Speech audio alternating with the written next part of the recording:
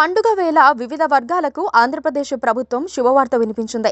దీర్ఘకాలంగా పెండింగ్లో ఉన్న బకాయిలను విడుదల చేసేందుకు ఇటీవల ఏపీ ముఖ్యమంత్రి నారా చంద్రబాబు నాయుడు ఆదేశించిన సంగతి తెలిసిందే.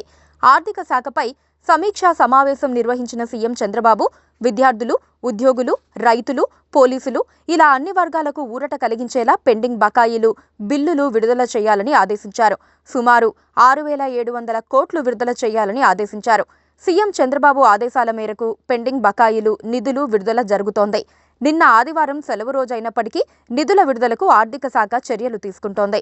సంక్రాంతి పండుగను పురస్కరించుకుని సోమవారం సాయంత్రంలోగా బకాయిల నిధులను అకౌంట్లలోకి జమ చేయాలని ప్రభుత్వం లక్ష్యంగా పెట్టుకుంది.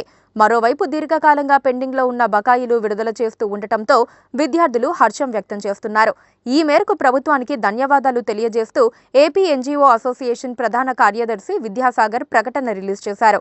ముఖ్యమంత్రి చంద్రబాబు, ఆర్థిక మంత్రి పయ్యావుల కేశవ్ ఇతర అధికారులకు ధన్యవాదాలు తెలియజేశారు. ఉద్యోగులకు సుమారు 1,300 కోట్ల వరకు బకాయిల నిధులు విడుదల కానున్నాయని అధికారులు చెబుతున్నారు. సోమవారం సాయంత్రానికి మొత్తం బిల్లులు జమ చేసేలా అధికారులు చర్యలు తీసుకుంటున్నారు.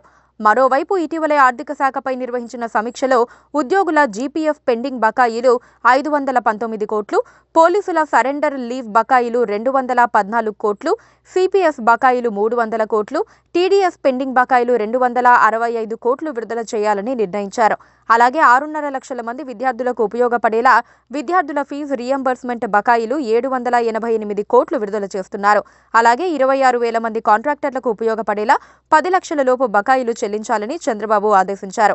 ఈ నిర్ణయం ప్రకారం చిన్న కాంట్రాక్టర్లకు 586 కోట్లు విడుదల చేస్తున్నారు. అలాగే విద్యుత్ శాఖకు 500 కోట్లు, ఎన్టీఆర్ వైద్య సేవకు 500 కోట్లు, అమరావతి కౌలు రైతులకు 241 కోట్లు, చిరు వ్యాపారులకు 100 కోట్ల చొప్పున పెండింగ్ బకాయిలు విడుదల చేస్తున్నారు. Please subscribe to KTV Telugu. KTV Telugu. KTV Telugu. KTV Telugu channel.